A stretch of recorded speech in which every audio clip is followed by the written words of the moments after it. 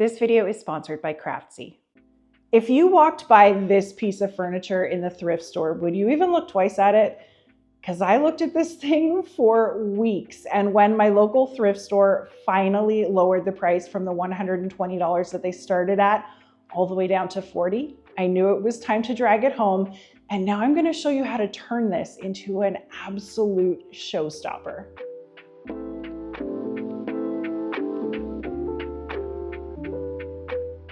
This massive 6-drawer dresser is actually out of an old hotel that's renovating and replacing all of their furniture. So they donated the old stuff to the Habitat for Humanity restores near me, and it's been sitting around slowly trickling through the sales floor all summer now. It's the same stuff as the 2 sets of nightstands that I worked on a little while ago, with a laminate top, some solid wood trim, and veneered side panels. But it's super heavy. Probably the heaviest piece I've ever dealt with. Well-built furniture, and the lines on it kind of remind me of the old Ethan Allen or Bombay Company stuff that sold for big bucks back in the day. The laminate top on here has a leather pattern printed on it and a few holes drilled straight through, I assume to screw something down in its hotel room. I absolutely adore these brass campaign style handles, and I really love the oriental style shaping on the top and bottom trim. It's completely finished on the back too, so it could stand alone in a room as a console table and doesn't necessarily need to be pushed up against a wall. It is pretty beat up though, and definitely needs some TLC, but I think I can turn this into a gorgeous high-end looking piece that I can either resell for a big profit or maybe even keep for my own home. I'm gonna start by cleaning this. So I have to take all the drawers out, and these have like a little safety latch on the back so that the drawers don't pull all the way out by accident. This is a little bit obnoxious. See that little white guy in there? I have to lift that on either side with my fingers while I'm lifting and tilting the drawer out of its spot.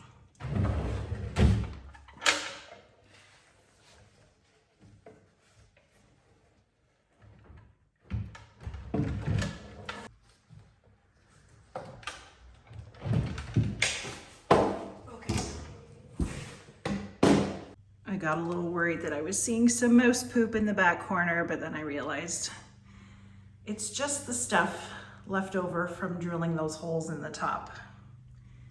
They just left it down there.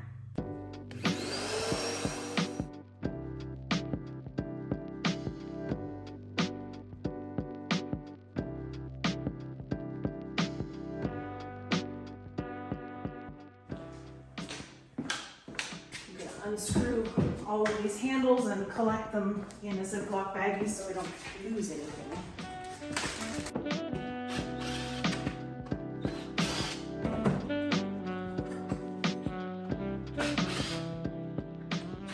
This style of hardware is pretty impossible, or at least impractical, to try and replace with something else because it's got these giant pockets carved straight into the drawer fronts to hold it.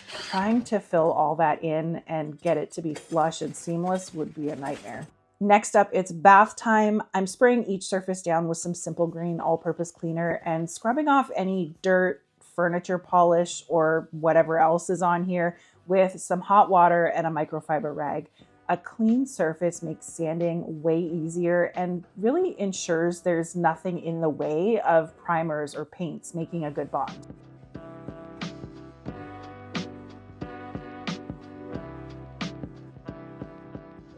These old felt feet are pretty nasty, so they're gonna come off, and I will make sure there are some fresh ones to go home with this piece when I'm done.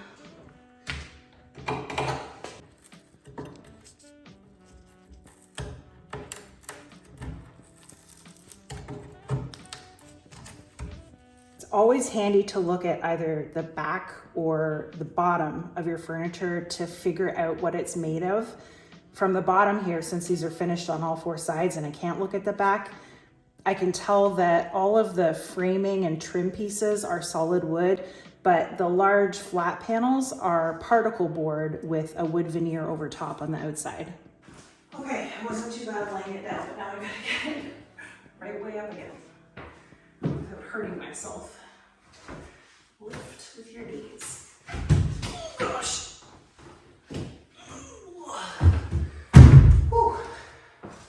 Now that I've got it clean, I'm gonna move on to sanding and filling stuff as I go and as I find it. I know I've got these holes on the top that are gonna need some filler. I found another one on the back that's gonna need some filler. And then I'll just run the sander over everything, and the deeper nicks and gouges on here will get some filler too.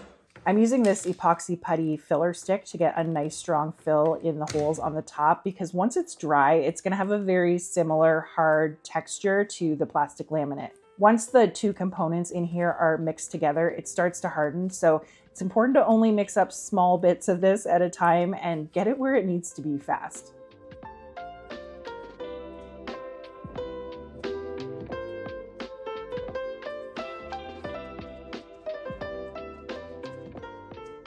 I've got a 120 grit sanding disc to go over all of the flat surfaces, and then a medium grit foam pad to help me smooth out the scratches and dents on the curvy bits with less of a risk that I'll misshape those by accidentally grinding spots flat. Sanding has a few different purposes on a project like this. On the slick laminate and original factory finish on the wood bits, it's going to create some micro scratches that increase the surface area and give my primer some texture to really grab onto. It's also going to remove any of the original finish that's failing or already starting to let go so that it can't keep doing that underneath my new finish. And it's smoothing the repairs and buffing out a lot of the damage from being knocked around over the years. A huge pet peeve of mine is when furniture paints claim no sanding required, because some sanding is always required to cover at least one of those points.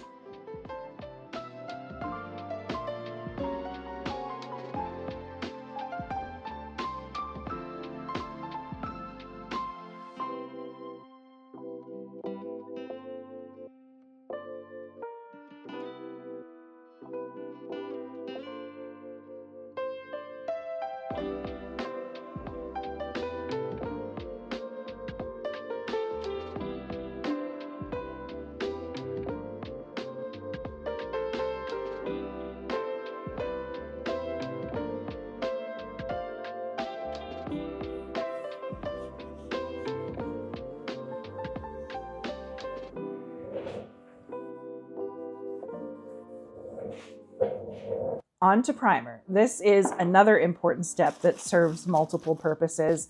This shellac-based primer is a pain in the butt to clean up though, so I like to line my tray with some tin foil and just use a cheap dollar store roller to put it on.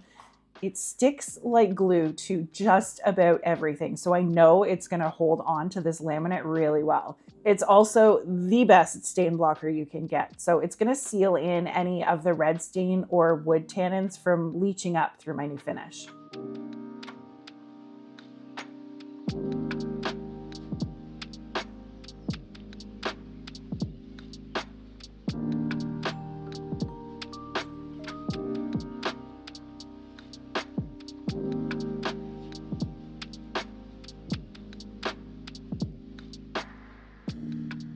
By the time I was done rolling the first coat, it was dry enough for me to go back to where I started and put on another layer. And then I left that to dry for about 30 minutes before I came back with some fine 400 grit sandpaper just to smooth out any roller texture or little fluffy bits that had dried in it.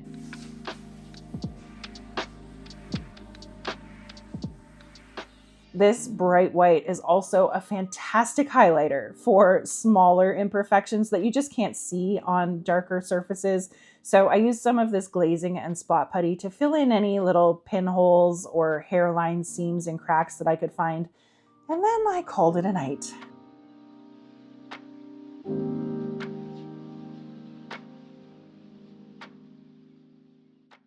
Good morning. I need to drive into town and pick up some paint from Home Depot, but before I do that, I actually want to get started on a new bread making class that I found on Craftsy. I used to bake a ton before I fell into furniture flipping.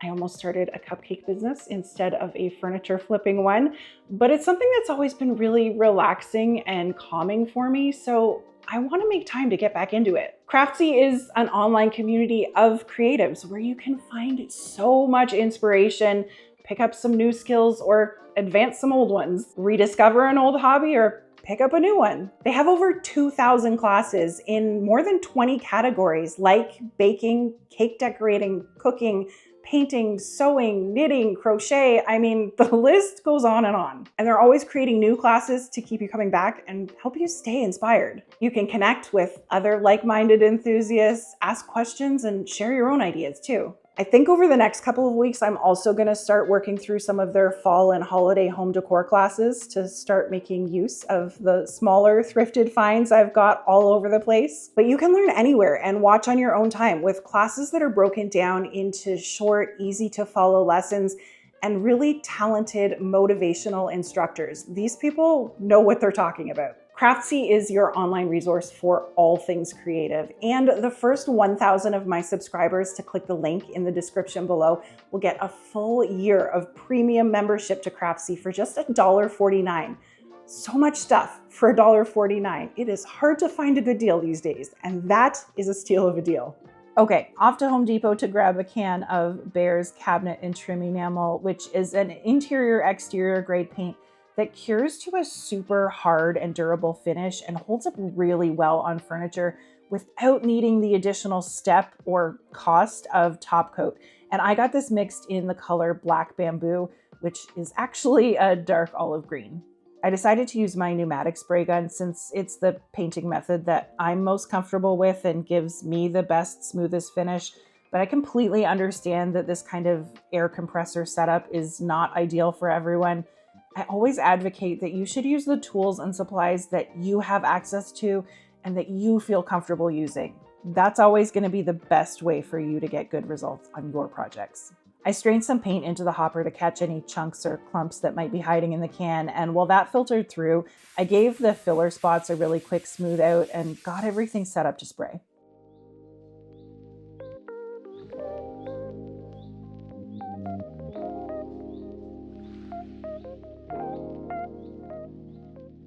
I like to wrap any drawers that I'm painting in a pre-taped either plastic or paper to keep any overspray from getting on them. It does take a few minutes to get them ready, but it saves me a ton of time at the end of the process because I don't have to try and clean up any messy spots or touch up any areas around the edges with a brush like I would have to do if I was spraying with the drawers inside the unit.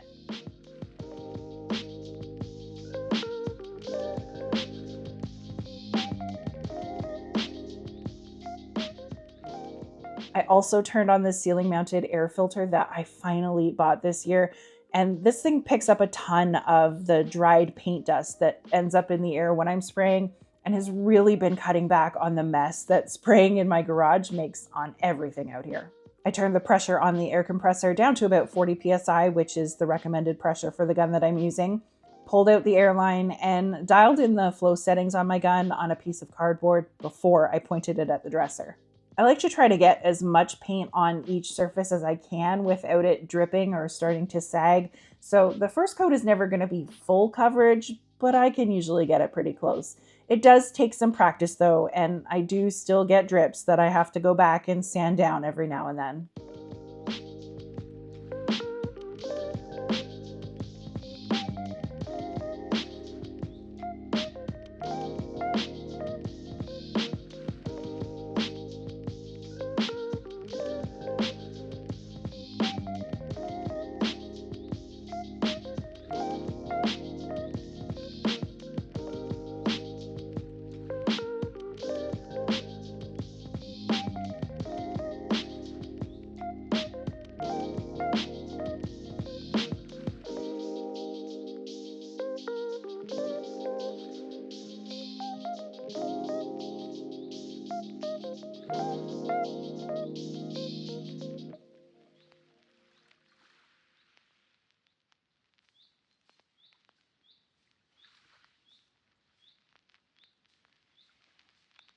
This paint has a 2-hour recoat time, so 2 hours after finishing the first coat, I came back out, gave everything another really light sand just to knock off any little dust particles that had landed in the wet paint, wiped off that sanding dust again, and sprayed on a second layer.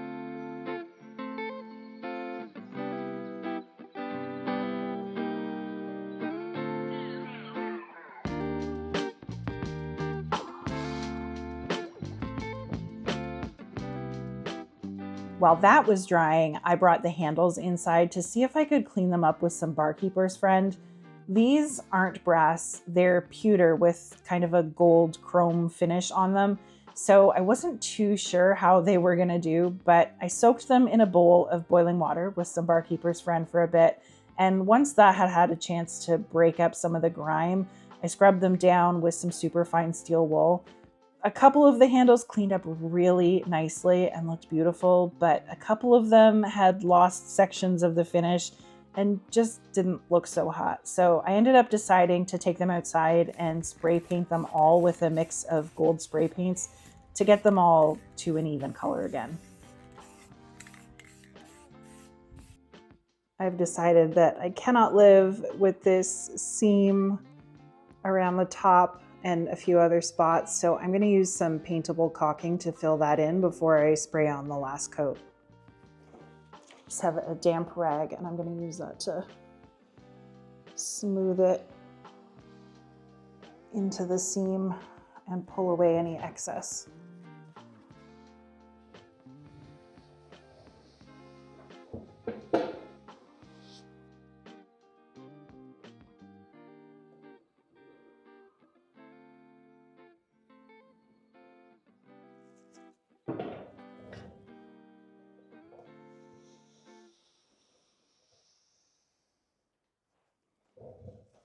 Once the caulking was dry, I sprayed on the final coat of paint to cover it up and hit any other areas that were light on color and left that to dry for a few more hours before we moved this beast inside.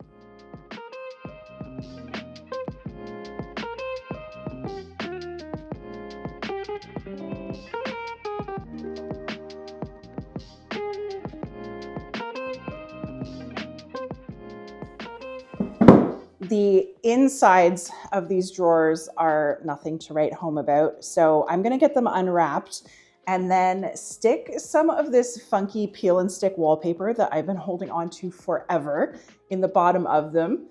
Then I should be able to just pop the hardware back on and call this one done.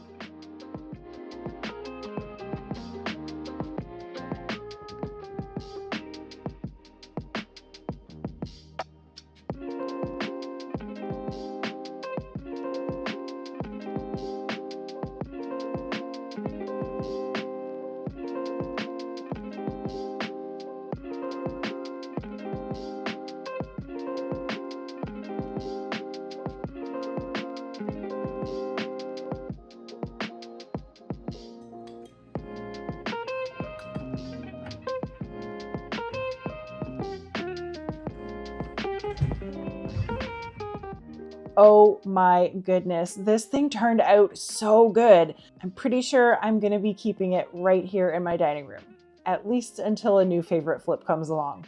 I feel like this dark olive green is such a nice alternative to a full-on black. It's still a strong and bold anchor, but it's a little softer at the same time. It's definitely a big change from the rundown hotel furniture that this thing started off as anyway.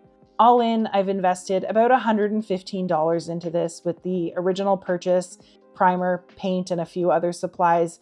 And I think if I were to list this massive dresser for sale on Facebook Marketplace, I'd be pricing it for at least $600, maybe even $700, which isn't too shabby for 2 days work. Thank you so much for hanging out with me as I worked my way through this makeover. I always appreciate you being here. I hope you have a fantastic rest of your day, and I will catch you all next time.